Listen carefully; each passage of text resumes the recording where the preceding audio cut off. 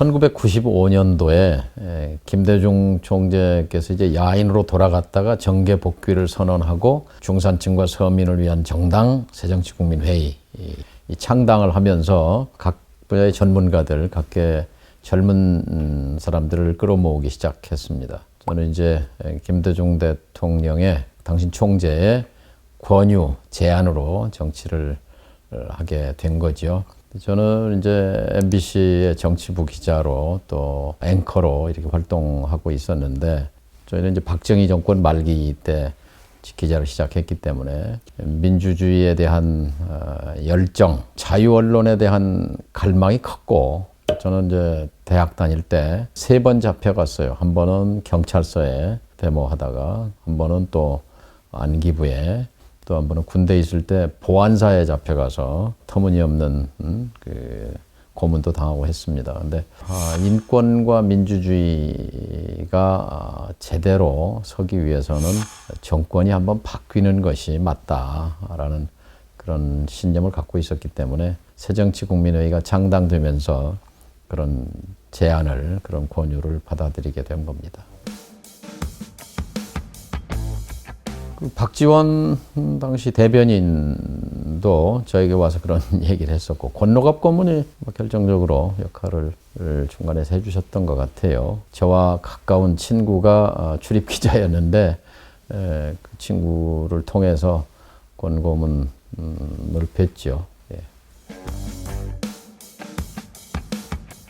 그렇죠. 95년에 이제 제가 들어갔을 때, 저는 입당은 이제 96년 1월인데요.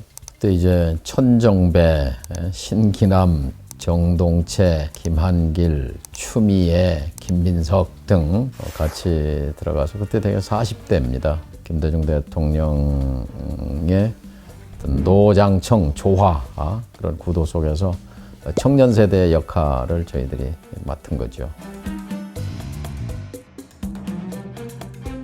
2가지 측면이 있죠. 하나는 이제 각 전문 분야에서 인재를 충원한다 하는 측면이 있었을 것이고, 그때가 4번째 도전이셨고 이미 70대 원로 정객이셨기 때문에 젊은 피 수혈이라는 차원에서 40대 젊은 세대들을 각 분야별로 이렇게 충원을 하신 것 같아요. 법조라든지 언론이라든지 또 홍보 분야라든지 각 분야의 전문성을 가지고 김대중 후보를 적재적소에서 잘 도왔다고 생각합니다. 솔직히 말씀드려서 저는 사실 현직에 있었기 때문에 결심하는 데까지 좀 시간이 필요했고 하기 때문에 물밑에서 그런 제안은 있었지만 96년 1월 초에 이제 회사를 그만둘 때까지는 김대중 총재를 뵌 적이 없습니다. 권노갑 고문은 뵌 적이 있고요. 박지원 대변인을 만난 적이 있고 그렇습니다. 특히 이제 당시에는 그 신한국당이 방송 앵커들을 많이 영입해 갔어요. KBS의 박성범 앵커, 그다음에 이윤성 앵커, SBS의 맹형규 앵커. 그래서 이렇게 신문 방송에서 여러 사람들을 스카우트 해갔는데, 당시 새정치국민회의 내에서도 우리도 한 사람 좀 필요하지 않냐 하면서 이제 제 얘기가 나왔던 걸로 합니다.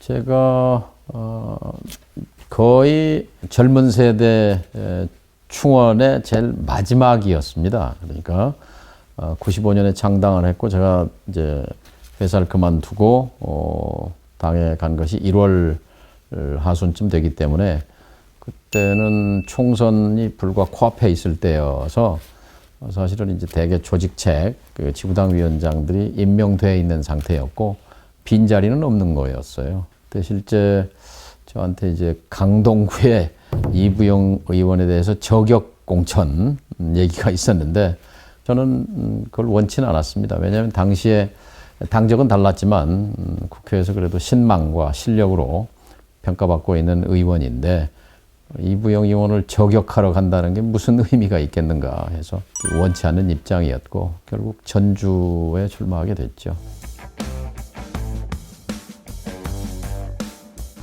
제가 좀 일찍 들어갔으면 아마 수도권에 어디 출마를 하라고 했겠죠. 근데 이미 전체적으로 구도와 판이 다 짜여져 있는 거였기 때문에 예를 들면 뭐 천정배 의원은 안산에, 신기남 의원은 강서에, 또 추미애 의원은 광진구에 뭐 이런 식으로 다 배치가 돼 있었죠. 그래서 비어 있는 지역구는 없었습니다.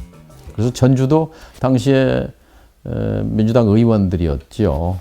이제 현역 의원들을 제치고 전략 공천으로 주신 셈인데, 제가 국회에 들어간 것은 전적으로 김대중 대통령이 저에게 국회의원을 시켜주신 거죠. 96년 4월에 당선되자마자 권노갑 고문으로부터, 이곳 광주에서입니다. 처음 만났어요. 선거 끝나고 그랬더니 정 의원이 대변인을 좀 해야 되겠다고 거기서 통보를 받았는데요. 저는 기자를 했지 정치를 해본 일은 없기 때문에 저한테 1년만 시간을 주십시오. 그러면 좀 익숙해진 다음에 제가 대변인을 하겠습니다. 그랬더니 시간이 없다. 지금 당장 해야 된다. 그래서 그날부터 대변인을 하게 됐어요. 대변인으로서 이제 제일 힘든 거는 기자들을 상대하는 것. 저도 기자였지만 기자들 입맛이 까다롭거든요. 그러니까 비위를 잘 맞춰야 돼. 또 당의 입장, 후보의 입장을 잘 전달할 수 있도록 소통을 잘 해야 된단 말이죠. 근데 저한테는 그 일보다는 제일 힘든 게 뭐냐면 아침에 일어나는 게 힘들어요. 왜냐하면 새벽에 일산 김대중 총재 댁으로 출근을 해야 돼. 새벽에 매일 아침 조찬을 같이 하거든요. 김대중 총재께서 그 아침에 이제 조간신문도 보고 방송도 보고 나서 오늘은 여기에 대해서 우리가 논평을 하면 좋겠다. 이러이런 방향이면 좋겠다고 이렇게 가이드라인을 얘기를 하시는 거거든요. 그래서 이제 제 생각도 얘기를 드리고, 근데 되게 전날 저녁에 술을 마신단 말이에요. 기자들하고. 12시에 잘 안 끝나요. 5시에 일어나야 돼. 너무 힘든 거예요. 그래서 아침마다 이 침대 머리를 붙잡고 힘들다 그러면서 체력이 견디기가 힘들어서, 대선은 다가오니까 어떻게든 대선까지는 완주를 대변인으로서 해야 되고 해서, 전 대변인 한 기억 중에 아침 출근하는 거, 새벽에 일어나는 거, 그게 개인적으로는 힘들었어요. 그때 양재 쪽에 있었습니다. 양재. 예, 먼 거리죠.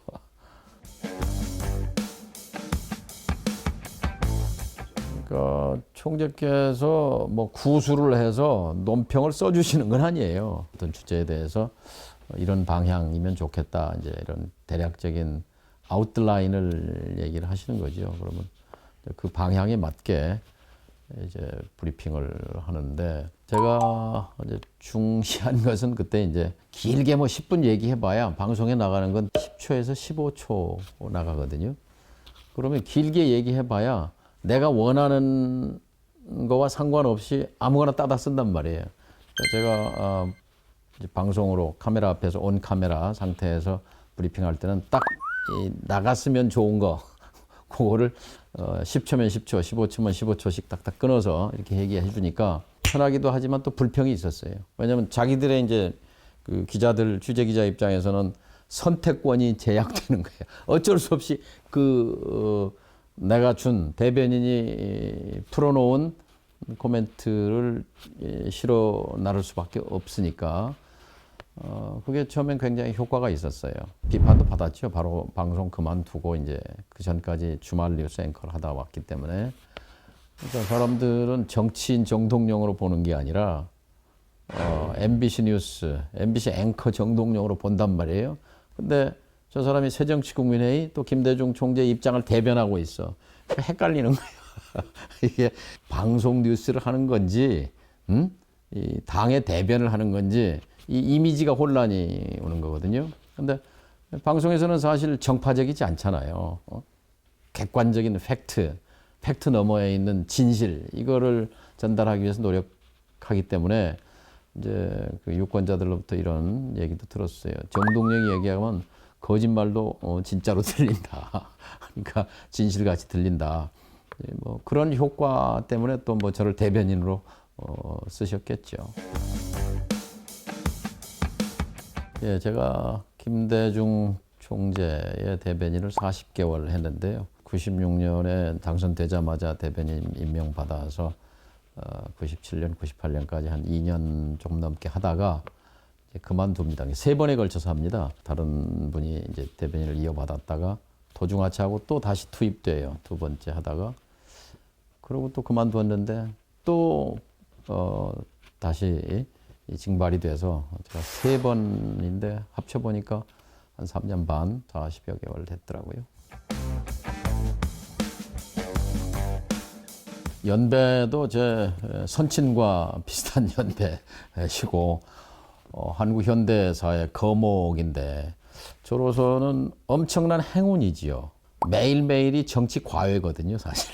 어렵기도 하지만 늘 뿌듯했어요. 이런 분을 곁에서 모시면서 배울 수 있는 그 사숙의 기회를 갖는다는 것이 개인적으로는 참 영광스러웠어요. 제가 처음 김대중 후보를 먼발치에서 본 것은 고3 때 전주 공설운동장에 40대 기수 3분이 와서 연설을 하는데 단연 압도적으로 우리 김대중 후보의 그 사자후가 가슴에 와서 꽂혔습니다. 사실 제가 정치에 대한 씨앗이 뿌려진 것은 김대중 후보의 1970년 연설을 듣고였고, 그리고 내가 걷는 70년대라는 그 자서전 책이 있었어요. 그 책을 사서 보면서 많은 감명을 받았죠. 제가 1980년대 MBC 정치부 기자를 하고 있었는데 미국 망명에서 85년도에 이제 돌아오셨어요. 돌아오셔가지고 신당 돌풍이 일어나고, 그때는 뭐 언론에 김대중 총재는 등장을 못했을 때예요. 언론 통제 때문에. 대신 기자들을 불러서 그 동교동 자택에서 저녁 식사를 하면서 나는 그렇게 강한 사람이 아니다. 나는 빨갱이 아니다. 그런 자리를 이렇게 쭉 만드셨는데 MBC 정치부 기자들을 초청해서 갔을 때 이제 바로 앞자리에서 이제 식사를 하면서 질문도 하고 답변도 들었는데 그때 참 아주 감명을 받았습니다. 도서관에 와 있는 느낌이었어요. 도서관. 현대사, 한국사, 세계사를 동서양을 통틀어서 정치, 군사, 외교, 뭐 문화, 경제 정말 물 흐르듯이 정연한 논리로 말씀하는 걸 보고 이런 인물이었구나라는 것을 새삼 느끼게 됐죠. 그리고 이제 제가 대변인을 하게 된 거예요. 그러니까 저로서는 참 영광스러웠죠. 인간적으로는 굉장히 따뜻한 분이셨어요. 그러니까 저만큼 사실 이희호 여사님 밥을 많이 얻어먹은 사람도 많지는 않을 거예요. 1년 365일 40개월을 가서 일산에 가서 밥을 먹었으니까요. 근데 늘 식탁에 밥과 국이 있고 앞에 조기 반토막이 올라옵니다. 그리고 홍어가 꼭 있습니다. 홍어가. 그래서 늘 홍어를 먹죠.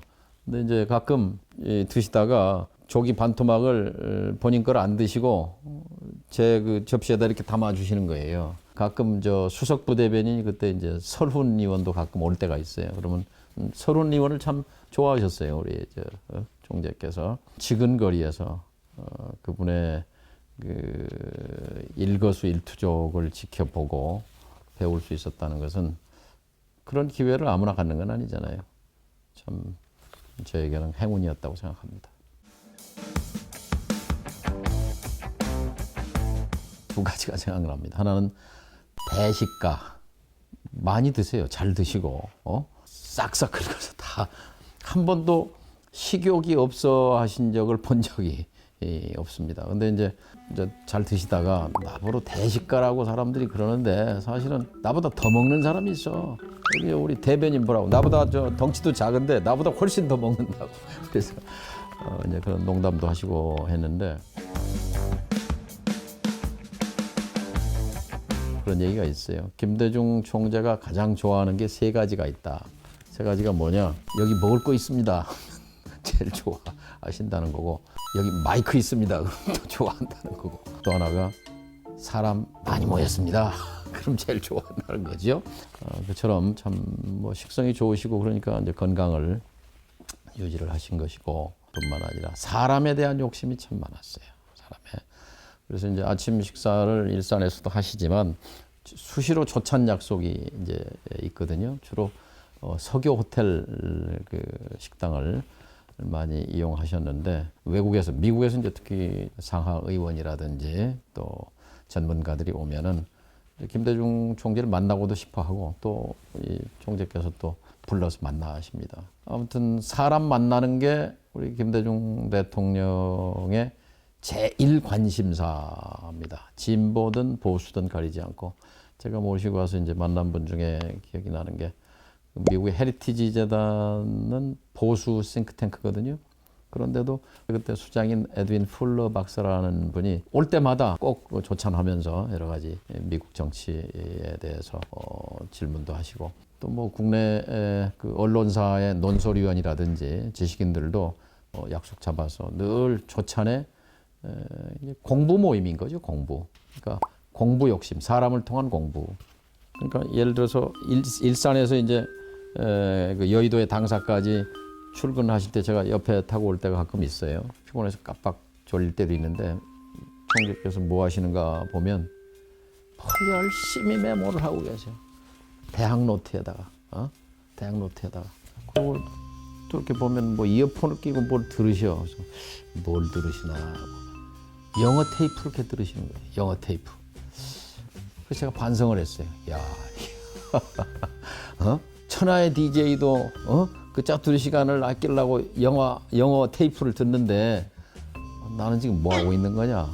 그래서 제가 영어 공부를 다시 시작하게 된 그런 동기도 됐습니다. 작은 일에도 최선을 다하시는 게 아주 예를 들면 이제 행사가 많잖아요. 뭐 이런 가면 이제 말씀을 하게 되잖아요. 축사를 하든 뭐 격려사를 하든. 근데 그냥 가시는 법이 없습니다. 당에서 물론 준비를 해놓은 자료가 있죠. 근데 그거는 택도 없죠. 그러니까 천하의 김대중인데 그거 그냥 가면 뭐 축사 뭐 격려사 몇 말씀 못 합니까? 그런데 그걸 그렇게 준비를 하시는 거예요. 오늘 어디에 가게 된다 일정 보고 그거를 다시 메모하고 그래서 제가 참 숙연해질 때가 이렇게 정말 사자가 토끼 한 마리를 잡는데도 최선을 다한다고 그걸 늘 보면서 저절로 참 존경스러운 마음이 들었죠.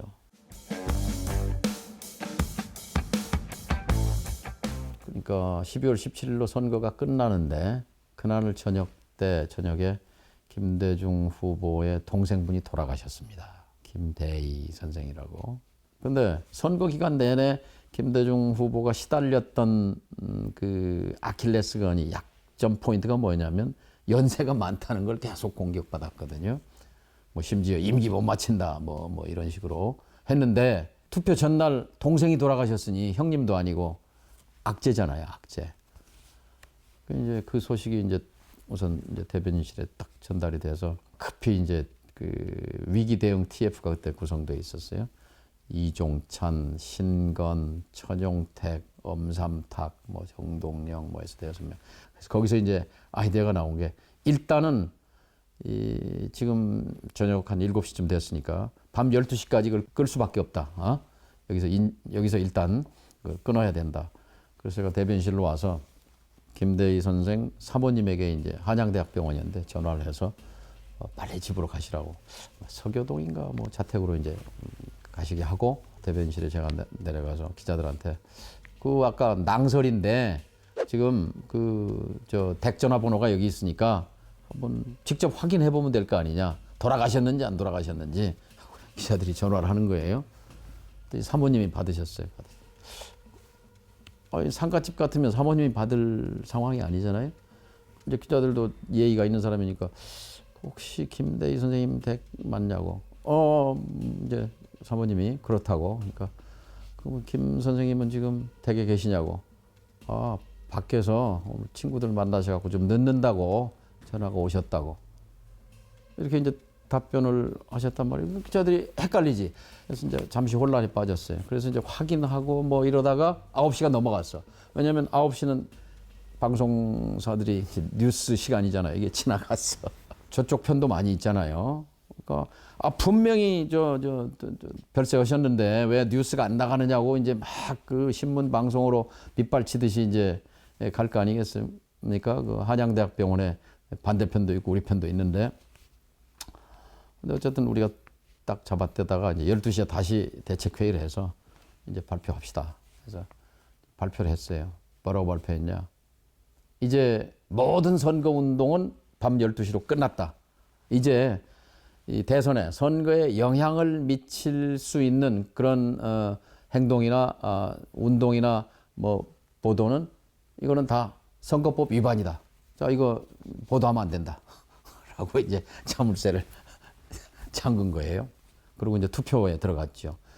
6시에 땡 이제 출구조사를 했어요. 그때 방송들이 나간 게 1.1% 차로 1.1% 차의 승리.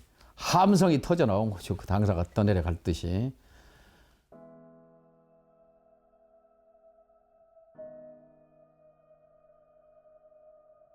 그러고 김대중 총재 후보께서 삼성병원 영안실에 찾아갑니다. 이제 조문을 가는 거죠.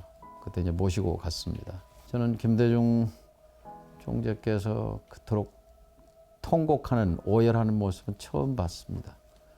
정말 목을 놓고 울으셨어요. 동생 이름을 부르면서 모르긴 해도 형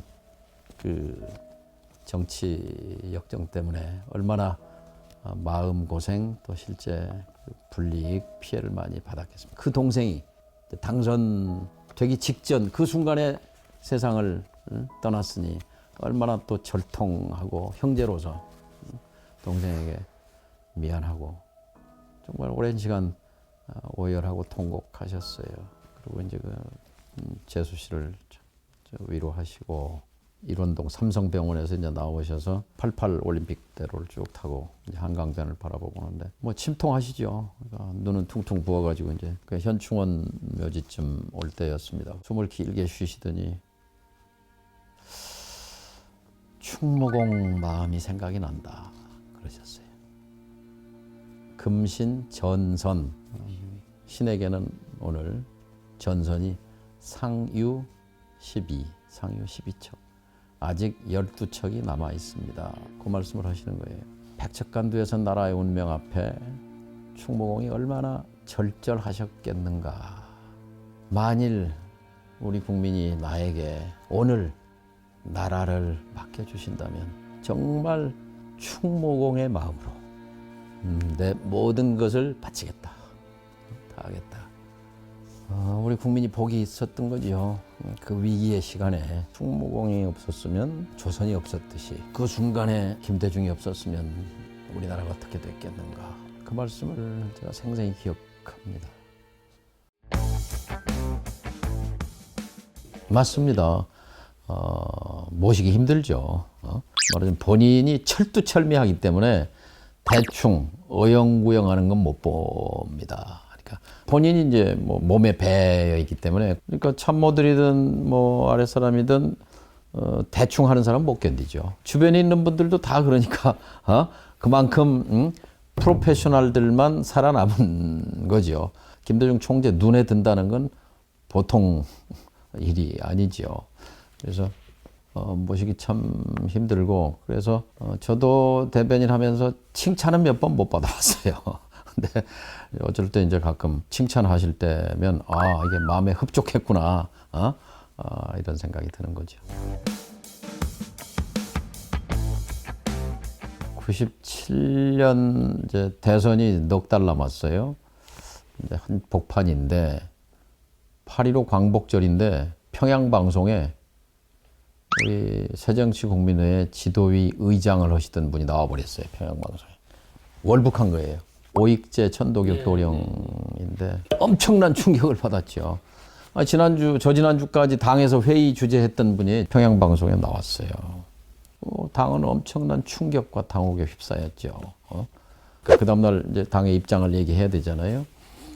근데 그날은 총재와 상의할 시간이 없었어요. 제가 정보기관에 의한 기획 입북의 의혹이 있다라고 제기를 했습니다.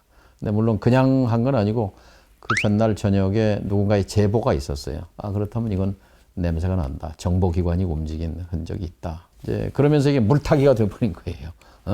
오익재 지도위 의장의 월북이 정보기관이 개입했다는 걸로 우리가 이제 치고 나가니까 그 이제 뭐 공방이 벌어진 거죠. 그래서 그때 이제 안기부가 저를 고발하고 검찰이 저를 소환하고 뭐 구인을 압박을 하고 저는 개인적으로 굉장히 고달팠습니다만은 그러나 그걸로 해서 많이 좀 그 희석이 됐죠. 말하자면 특히 우리 지지자들은 그래 말하자면 정보기관 친구들이 또 나쁜 짓 했구나 이렇게 생각을 했을 테니까요. 김대중 대통령께서 하여튼 어깨를 두드려주면서 우리 대변인이 쪽집게 같이 이렇게 논평을 했다고 아주 흡족해 하시던 기억이 납니다. 그 위기 일발이었으니까요.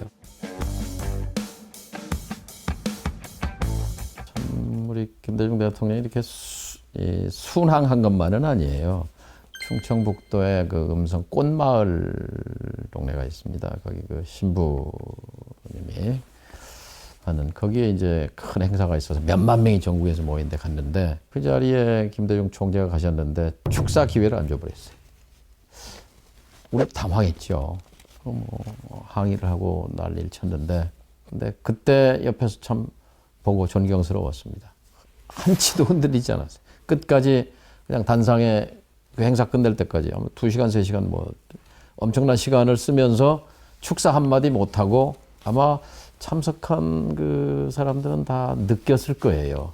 그 자리에 이제 와 계시다는 건 소개가 됐기 때문에 모욕이죠, 모욕. 모욕을 당했을 때도 의연하게 뚫고 나가는 그런 그 용기. 이제 한 번은 포항에 갔어요. 그래서 이제 그 연설을 하게 그 실내 어디 체육관인가 극장인가에서 하는데 가보니까 한 40~50명밖에 없는 거야. 앞자리에 이렇게 옹기종기. 뭐 1000여 명, 500명 이렇게 들어갈 수 있는 강당인데 그래서 이제 총재님을 모시고 그 강당, 그 체육관 옆에 어디 다방에서 이제 기다리면서 좀 사람이 더 오기를 1시간쯤 기다렸어요. 부랴부랴 이제 뭐 그 지역 위원장들이 또 좀 뭐 당원들도 모으고 해서 1시간 늦게 시작해서 그 청중이래야 한 뭐 200~200명 남짓한 아마 대선 과정에서 가장 적은 청중을 놓고 연설을 하시는데 그날 가장 열정적으로 연설을 하셨어요. 무려 뭐 1시간 반? 그 작은 청중을 놓고 1시간이 넘게 1시간 반 정도에 걸쳐서 우리 민주주의의 역사와 그리고 현재와 그리고 한반도의 평화와 남북화에 대한 본인의 철학 그리고 서민 경제 뭐 망라해서 본인의 신념과 철학을 몇만 명, 몇십만 명 모일 때보다 훨씬 더 힘줘서 하시는 걸 보면서 아 이게 DJ의 힘이구나 하는 걸 느꼈죠. 대구에 이제 서문시장이라고 거기를 모시고 갔는데 분위기가 싸늘하죠. 거기 이제 뭐 호남분도 있고 장사하시는 분 중에 또 뭐 열렬한 지지자분도 있죠. 영남분 중에도. 이제 저는 이제 뒤에 이렇게 따라가면서 보면은 이제 지나가시고 나면 뒤에다 이제 손가락질을 하는 거예요. 뭐라고 이제 구시렁구시렁 하고 뒷소리를 하는 거죠. 마음이 아프지요. 좁은 땅덩어리에서 이렇게 서로 반목하고 그냥 있는 그대로 이렇게 평가하고 받아들이는 것이 아니라 선입견과 편견으로 지도자를 대하는 모습이 너무 가슴 아프고 그랬습니다. 근데 그런 것들을 극복하고 정권 교체를 이뤄냈다는 것이 기적이기도 하고 또 우리에게는 축복이죠. 만일 그 역사가 안 일어났다면 오늘 대한민국은 지금 어디가 있겠습니까? 그런 점에서 김대중이라는 지도자를 가졌다는 그것이 우리에게 축복이고 또 그 기회 97년 마지막 4번째 도전에 김대중 후보에게 기회를 주신 국민들이 위대한 국민이죠. 80년대 선거가 광장의 선거였다면 뭐 여의도 광장에 100만, 50만 이렇게 모여서 사자우를 토하던 그런 연설의 정치 시대였다면 97년대에서는 TV 토론이 좌우한 선거였어요. 거기서 승자는 단연 김대중 후보였습니다. 근데 사실 그 참모팀도 막강했습니다. 그때 이제 TV 토론 단장이 지금은 뭐 저쪽으로 가 있습니다만 김한길 의원이 이제 단장이고 또 정동채 의원이나 유재건 실장 그분도 또 방송 사회자로 변호사이면서 또 신기남 의원 같은 경우도 그래서 많은 제재다사가 있었어요. 젊은 참모들이 TV 준비를 아마도 다른 어떤 후보보다도 많은 시간을 거기에 할애했습니다. 이회창 후보 역할, 이인재 후보 역할, 다른 상대 배역을 정해서 이제 아픈 부분을 질문하고 뭐 하는 거를 그런 리허설도 하고 정말 진지하게 또 아주 성의 있게 준비를 했습니다. TV 토론은 준비가 결정적입니다. 준비 없이 잘할 수는 없어요. 그러니까 역사상 최초의 TV 토론이라고 하는 1960년에 닉슨과 케네디. 닉슨은 준비 없이 당시 현직 부통령으로서 날아와서 바로 텔레비 녹화에 들어갔고 케네디는 그 전날 시카고에 도착해서 숙면하고 연구하고 준비한 뒤에 임했고 그 결과는 TV 토론이 미국 대통령 선거를 갈랐거든요. 97년 대선도 천부적인 그 유머 감각 또 논리, 신념, 철학 다 갖춰지신 분이지만 또 텔레비는 다른 얘기거든요. 그래서 텔레비를 통해서 어떻게 시청자들이, 유권자들이 받아들이느냐는 건데 거기에는 반드시 플러스 준비가 들어가야 합니다. 그 점에서 김대중 대통령은 참 성실한 분이에요.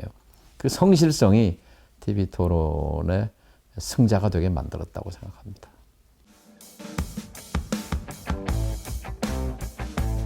김대중 후보가 방송과 관련해서는 이경규가 간다라는 프로그램이 있었어요. 텔레비전에 김대중 후보가 등장한 첫 프로그램입니다. MBC의 이경규가 간다가. 그래서 그 일산에 아침에 이제 그 촬영팀이 와서 아침 식사하는 것부터 이제 그 일산 호수공원에 가서 맨손 체조하고 하는 산책하고 하는 그런 장면부터 해서 일상을 취재해서 그 텔레비에 처음 나갔어요. 그 전에는 김대중 후보를 총재를 다룬 적이 없습니다. 뉴스 이외에는 프로그램에서. 되게 아주 그때 반응이 뜨거웠죠. 좋아하시는 코미디언은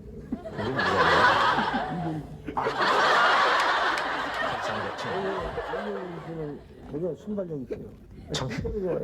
정신 앞에 진짜 쓰러질 것 같아요. 그 이후에 이제 몇 달 뒤에 97년 여름인데 아침마당이 거기에 이제 출연하신 주부대상 프로그램 그게 결정적이었어요. 막 기억하시는 분도 많을 거예요. 주부 시청자들을 상대로 정말 부드러운 김대중, 인간미가 넘치는 김대중, 마음 약한 김대중. 이제 이거를 보여주는 그런 이제 프로그램인데 그 중에 특히 첫 번째 부인 차용의 여사님 얘기를 하시다가 묘소에 찾아가서 이렇게 그 얘기를 회상하면서 하시다가 목이 메었어요. 그리고 잠깐 이제 눈에 이슬이 맺히셨거든요. 그리고 이제 말을 잊지 못하셨는데 그 몇 초가 대한민국의 주부 시청자들의 마음을 움직였습니다. 왜냐하면 그 전에 여론조사에서는 항상 남자 지지율보다 여성의 지지율이 한참 떨어지는 거예요. 10% 이상 차이가 나요. 그게 꾸준히 몇 년 동안 뭐 지속되어 온 경향이었는데 그 프로그램 이후에 일주일 뒤에 실시한 조사에서 역전됐습니다. 여성의 지지율이 더 올라갔어요. 저는 그 텔레비전 프로그램의 영향이 결정적이었다고 봅니다. 김대중이라는 사람도 이렇게 마음 약한 구석이 있구나. 정말 인간적인 면모가 있구나. 똑같은 사람이네. 그 소통과 교감이 시청자들과 이루어졌던 거죠. 그래서 텔레비전이 김대중 후보를 도운 셈이 됐습니다. 결과적으로.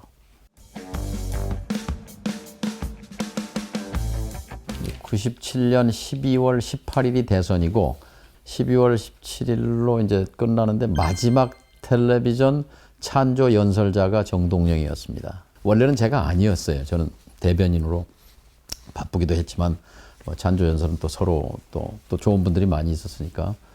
근데 제가 한 3, 4일 전에 명동 그 골목 네거리에서 유세를 이제 하는데 제가 그런 얘기를 했어요. 자, 이제 사흘 뒤면, 자, 이제 선거가 끝난다. 끝나고 나면 12월 19일 날 아침에 당선자가 이제 나올 터인데 이 모습을 한번 생각해 봐라. 김대중 후보가 낙선했을 때 대한민국의 운명은 어디로 가겠는가? 그리고 상상해 보자. 그날 아침에 당선자가 김대중이었다고 했을 때 우리 앞에 있는 세상은 어떤 세상이 올 것이냐. 한참 얘기를 하고 있는데 막 우는 거예요, 사람들이. 그러더니 그 울음이 전염이 돼가지고 거기에 있는 수백 명의 인파들이 다 울었어요. 저도 목이 메었죠.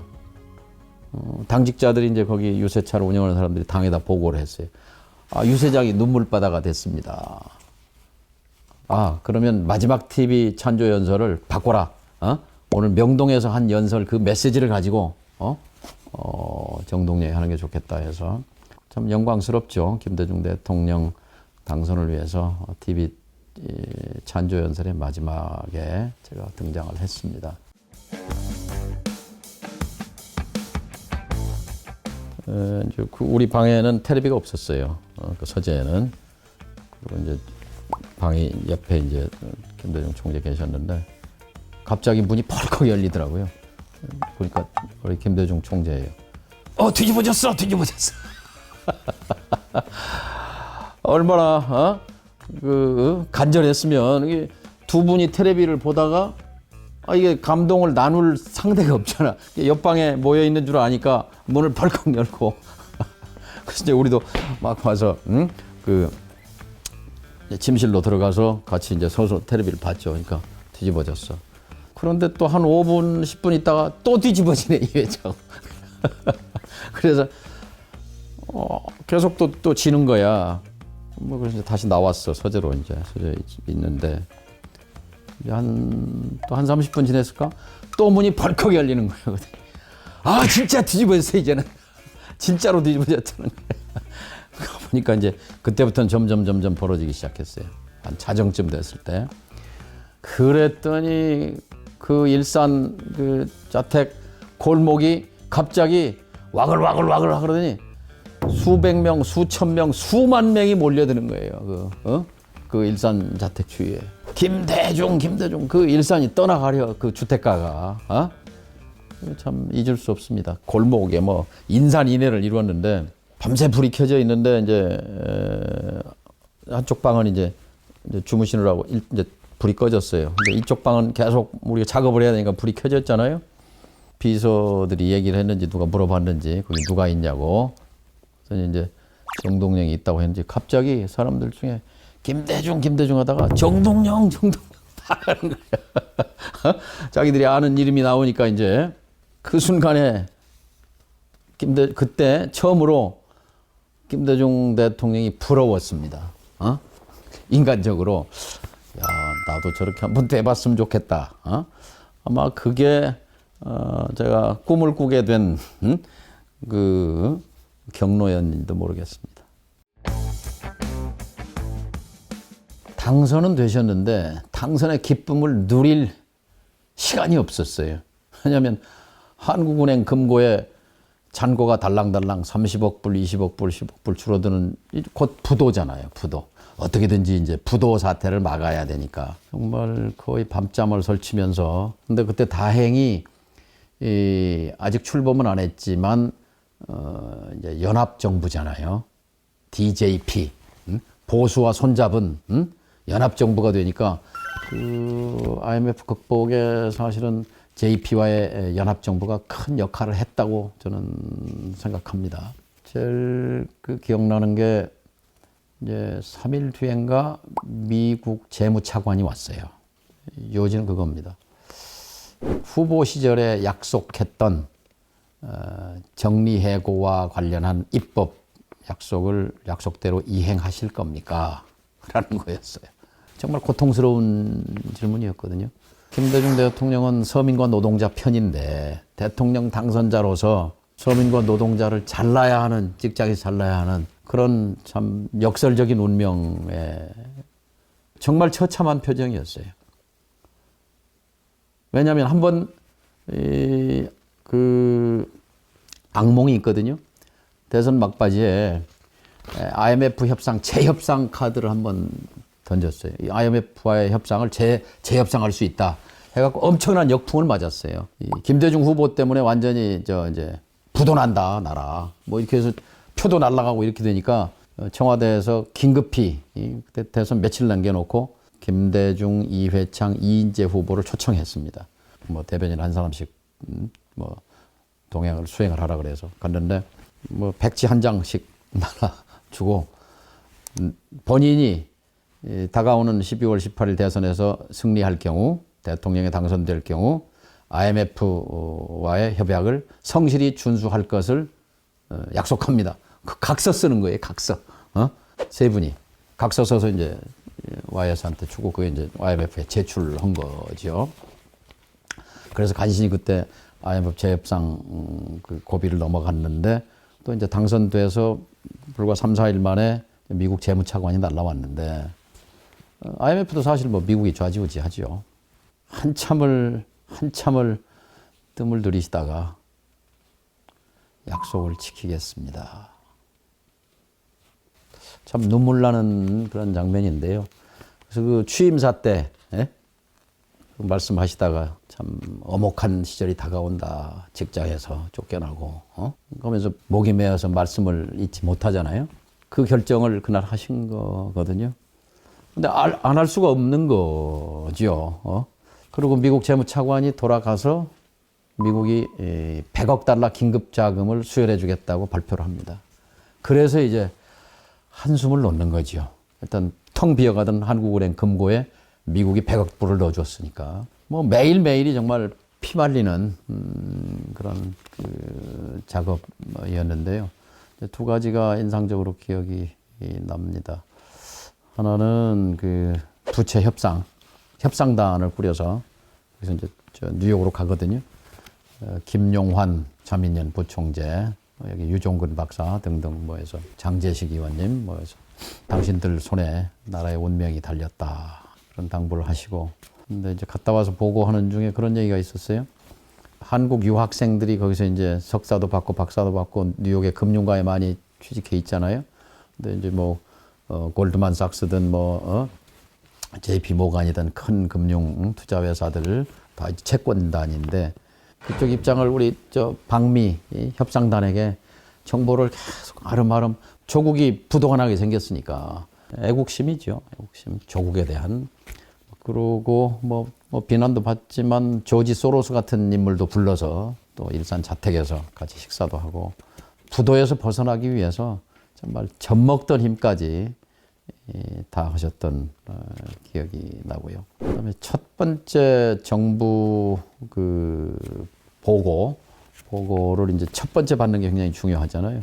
공정경제의 집행기관인 공정거래위원회를 1번으로 선택하십니다. 공정거래위원장. 그때 전윤철 위원장이었는데요. 그러니까 모순적인 상황에서 집권을 하신 거죠. 그러니까 서민과 중산층 노동자를 위해서 정책을 펴고 싶은데 국가가 부도가 나게 돼 있고 어려운 사람들을 직장에서 자를 수밖에 없는 그런 입법을 수용해야 하고 뭐 그런 고통이 있었습니다. 그 당선자 시절에. 이게 하나의 에피소드인데 크리스마스 날이에요.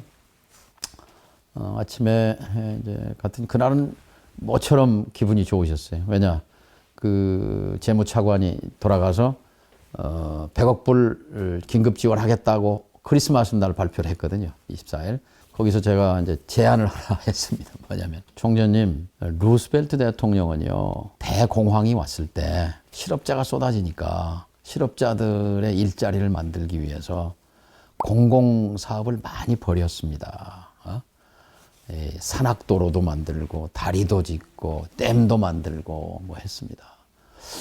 근데 우리 월드컵 경기장을 김영삼 대통령이 광역도시에서만, 그러니까 서울, 부산, 대구, 광주, 인천, 대전, 대구 이렇게 원래 일본은 10개 하는데 7개로 줄였습니다. 제 생각에는 일본도 10개 하는데 다른 공사판을 벌일 게 아니라 월드컵 경기장을 10개 원래 약속대로 짓는 게 어떻겠습니까? 우리 총재께서 대변인 말이 일리가 있어. 흔쾌히 그냥 기분도 좋았고 또 뭐 앞뒤가 맞는 말이잖아요. 그래서 제가 그 말 일리가 있어 이 5글자를 가지고 이제 고건 총리를 찾아갔죠. 당시 총리가 월드컵 10개 집시다 우리도 그랬더니 이제 뚱 하시더라고. 당선자 뜻이요. 아 전화해 보세요. 대통령의 권력은 언제가 제일 센가? 당선자 시절이 제일 셉니다. 당선자 때 모든 사람이 다 당선자 눈치를 보게 돼 있어요. 취임하면 하루씩 권력이 줄어요. 하루씩. 당선자 때는 다들 당선자 말씀이 정말 지상명령이에요. 아, 근데 난처하지요. 이미 국무회의 심의하고 대통령 YS 결재 받아서 본인이 발표까지 했는데 이걸 당선자 뜻이라고 와서 이제 대변인이 들고 와서 얘기하니까 얼른 문체부에 떠넘기더라고요. 송태호를 좀 만나보시오. 송태호 장관이라고. 그래서 제가 또 이제 문체부 장관을 찾아갔어요. 이분이 브리핑 차트를 국장이 딱 만들어 놓고 이제 그것이 불가한 이유에 관해 설명을 하더라고요. 국무회의까지 걸쳐서 다 했기 때문에 이게 불가능하다. 그래서 뭐 보고 뭐 더 이상 하실 필요 없고 이건 당선자 뜻입니다. 뽕해. 아마 고 총리가 당선자 뜻이라고까지는 전달 안 한 것 같아. 근데 그 자리에서 이 관료들이 180도 태도를 바꿔가지고 당선자 뜻이 그러시다면 이거를 바꾸려면 요렇게 하는 방법이 있습니다. 하고 그걸 브리핑을 하더란 말이죠. 그래서 2달 뒤에 발표를 해서 전주, 수원, 제주, 서귀포 이 3군데가 추가됐습니다. 월드컵 경기장을 10개로 해서 제가 전주에서 큰 소리 치는 이유가 그거예요. 정동님이 뽑아서 그래도 월드컵 경기장 탈락했는데 그거 있어서 현대가 지금 전라북도에서는 축구 잘 하잖아요.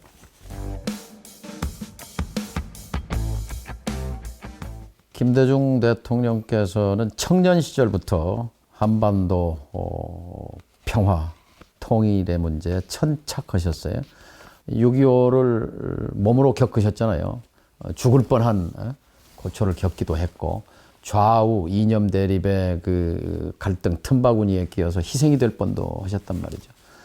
여기에 대해서 누구보다도 열심히 공부하시고 자신의 철학을 정립하셨죠. 지금 대한민국의 공식적인 통일 방안은 김대중 대통령으로부터 원합니다. 3단계 통일 방안이죠. 노태우 정부 때 만들었고 김영삼 정부 때 개정해가지고 그 3단계가 뭐냐면 교류 협력 단계, 서로 악수하고 화해하고 교류하고 도우면서 평화롭게 왕래하는 그런 시대를 만들자. 그리고 나서 국방, 외교 이런 거 각자 따로따로 하면서 남북 연합, 두 개 국가가 연합하는 그런 단계, 2단계. 그리고 그 과정을 거쳐서 통일로 가자라는 것이 대한민국의 공식적 통일 방안인데 이것을 만들어낸 분입니다, 사실상. 그리고 1970년대 그 40대 기수로 나와서 외쳤던 4대국 보장론 있잖아요. 미, 소, 중, 일, 4강국이 서로 교차. 소련과 중국과 우리가 수교하고 미국과 일본과 북한이 수교해서 4대국이 교차 승인하는 그렇게 해서 한반도에 평화 구조를 만들자 하는 그거는 대단한 비전입니다. 50년 뒤를 100년 뒤를 꿰뚫어 본 이미 70년대 4대국 보장론을 얘기하셨단 말이죠. 저는 개인적으로 정치를 시작하면서 이 청년 김대중이 외쳤던 4대국 보장론을 내가 한번 실현해 보고 싶다 하는 욕심을 품었습니다. 사실 좋기는 92년에 한중 수교하면서 노태우 정부 때 우리가 중국과 소련 수교하면서 미국, 일본을 설득해서 북한과 수교하도록 하는 것이 정석이었습니다. 그때 가능했습니다. 그런데 비전이 짧았습니다. 우리가 하면 됐지. 북을 미국과 일본 수교하도록 하는 거 그거는 옳지 않다. 곧 무너진다.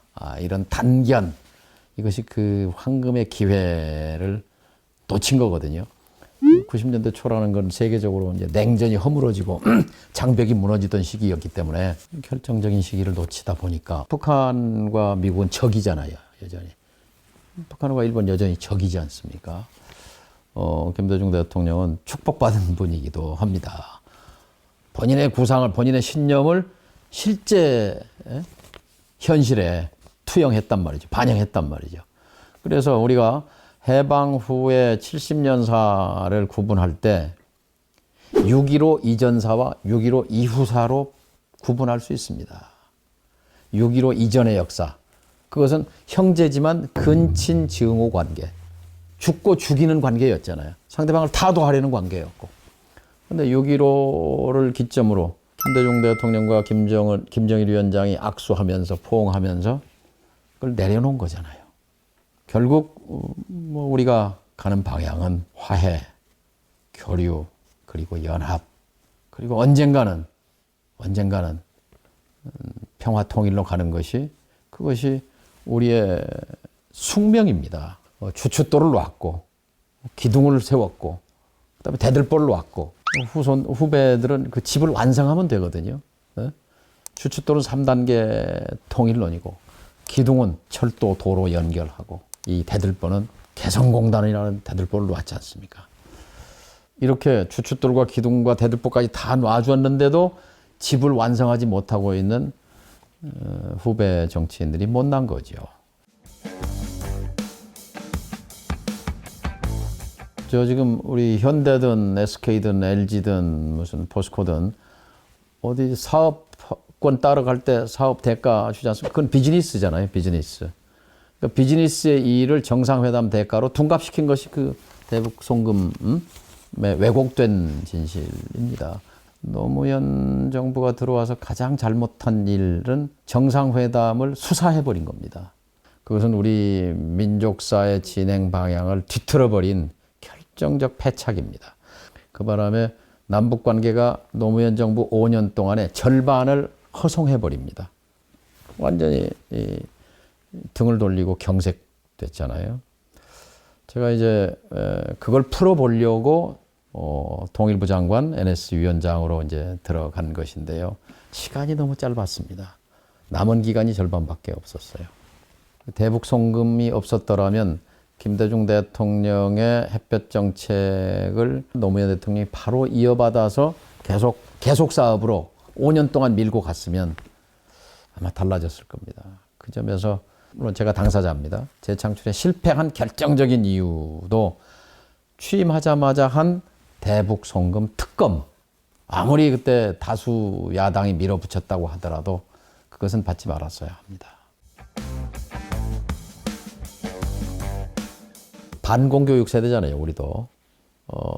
저쪽 사람들은 좀 이상한 사람이고 뿔난 사람이고 뭐 한 것처럼. 근데 막상 금강산 관광을 200만 명이 다녀오고 개성에 가서 공장을 만들어서 같이 돌려보고 수시로 뭐 시민사회단체끼리 교류하고 보니까 똑같은 사람이네. 말이 통하네. 체제와 이념이 전부가 아니구나. 사람이 더 중요한 요소구나 하는 것을 다 느끼지 않습니까? 근데 지금 이제 느닷없이 철진한 이념으로 무슨 공산 전체주의 세력이 어떻고 뭐 자유진영이 어떻고 하는 50년 전 지금 유령이 배회하고 있는데요. 이건 시대착오적입니다. 아마 곧 수명을 다할 거라고 생각합니다.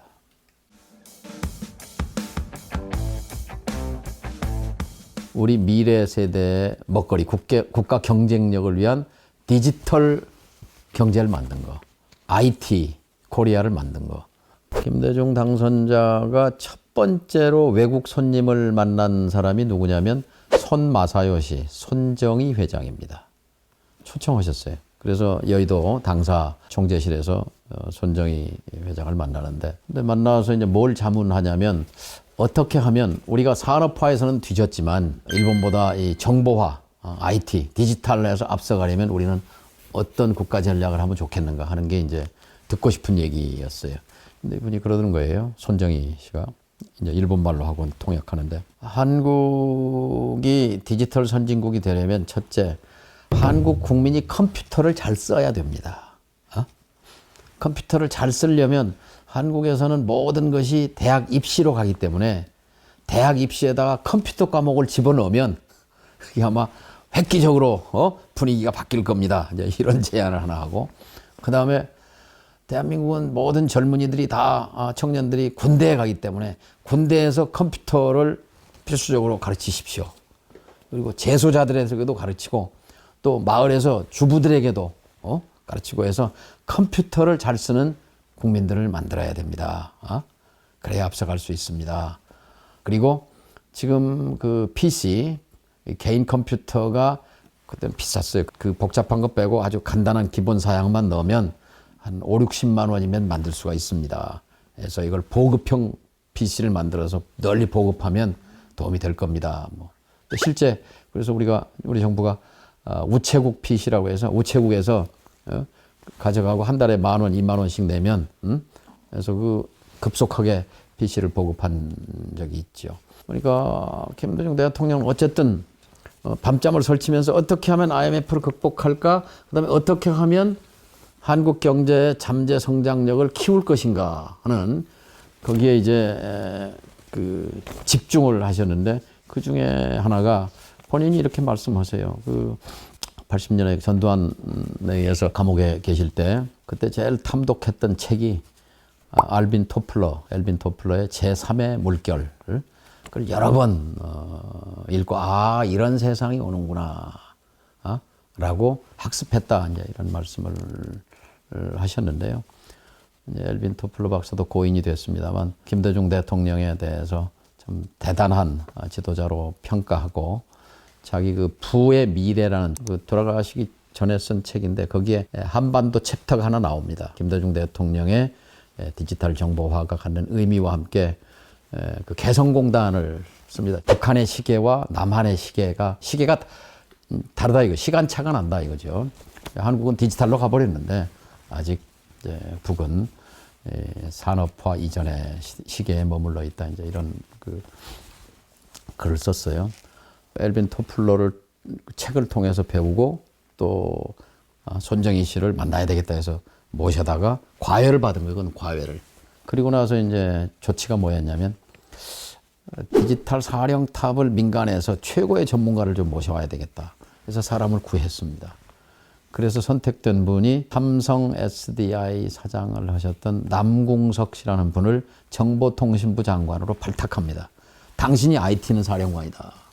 김대중 대통령 집권 5년 동안에 초고속 인터넷에 국가 투자가 2조 6천억 들어갔어요.